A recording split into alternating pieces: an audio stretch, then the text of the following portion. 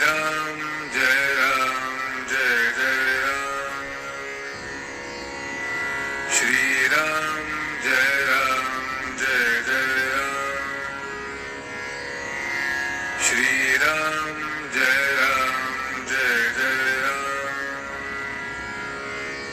श्री राम जय जय राम। श्री राम जय जय राम। श्री राम जय राम। नमस्कार। आज दिनांक 7 फेब्रुवारी। श्रीराम जय राम जय जय राम। रिकामा वेळ सगळा भगवंताकडे लावावा। नमस्कार। आज दिनांक 7 फेब्रुवारी। श्रीराम जय राम जय जय राम। रिकामा वेळ सगळा भगवंताकडे लावावा।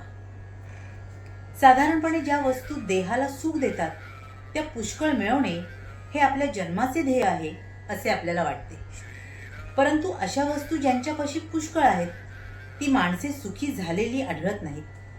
किंबहुना अशा वस्तू जितक्या जास्त जमा कराव्या तितकी आपली हाव वाढतच जाते। पुढे वय झाल्यावर देह क्षीण होतो आणि त्याचे भोगण्याचे सामर्थ्य कमी होते।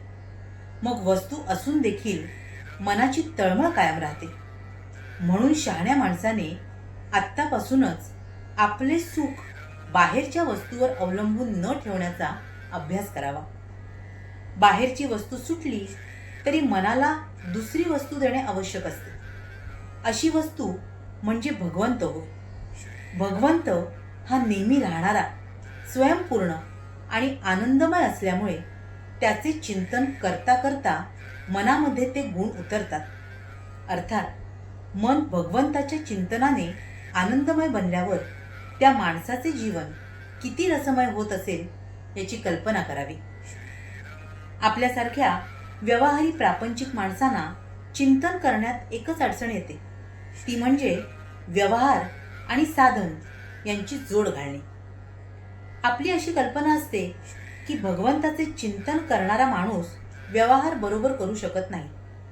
तुकाराम बुवांसारख्या परमात्म चिंतनात बेभान झालेल्या पुरुषांची गोष्ट निराळी। आपल्यासारख्या माणसांना आपला व्यवहार अत्यंत बरोबर केल्यानंतर जो वेळ उरेल तितका भगवंताकडे लावला तर आपण फारच प्रगती केली असे म्हणता येईल। खरे पाहिले असता सध्या जेवढा रिकामा वेळ आपल्याला मिळतो तितका सगळा आपण भगवंताकडे लावत नाही। म्हणून दिवसातून काही वेळ तरी अत्यंत नियमाने भगवंताच्या नामस्मरणात घालवायचा आपण निश्चय करावा।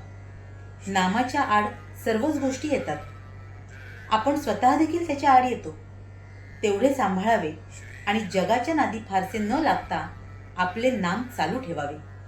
शिवाय देवासंबंधीची फक्त संतांनी लिहिलेली पुस्तके रोज थोडी वाचावी, त्यावर मनन करावे आणि ते आपल्या आचरणात कसे येईल याचा सूक्ष्म विचार करावा। अशा मार्गाने जो जाईल त्याची हा म्हणता प्रगती होईल आणि त्याला समाधान मिळेल। समाधान हीच खऱ्या आनंदाची खूण आहे। श्रीराम जय जय राम। महाराज इथे आपल्याला सांगतायत की आपण आपल्या प्रपंचात, आपल्या मोहमाईच्या दुनियेत अडकलेले असतो। एखादी गोष्ट जी आपल्या देहाला सुख देते ती खूप प्रमाणात मिळवणे हेच आपल्या आयुष्याचं आपण ध्येय मानून बसलेलं असतं, नाही का? पण खरंच तसं असतं का? कारण जेवढा एखाद्या गोष्टीचा हव्यास आपण बाळगतो ना तितकी ती मिळाल्यानंतर परत दुसऱ्या कोणत्या तरी गोष्टीविषयी आपल्याला हाव निर्माण होतच असते। त्यामुळे त्यात पूर्ण समाधान, आनंद याची प्राप्ती आपल्याला खरं तर कधीच होऊ शकत नाही। मग खऱ्या आनंदाची प्राप्ती कुठे आहे? तर ती केवळ एका भगवंताजवळ आहे। आपल्या आयुष्यात जर भगवंताची प्राप्ती आपल्याला झाली तरच आपल्या आयुष्यातला खरा आनंद, समाधान आपल्याला गवसू शकेल।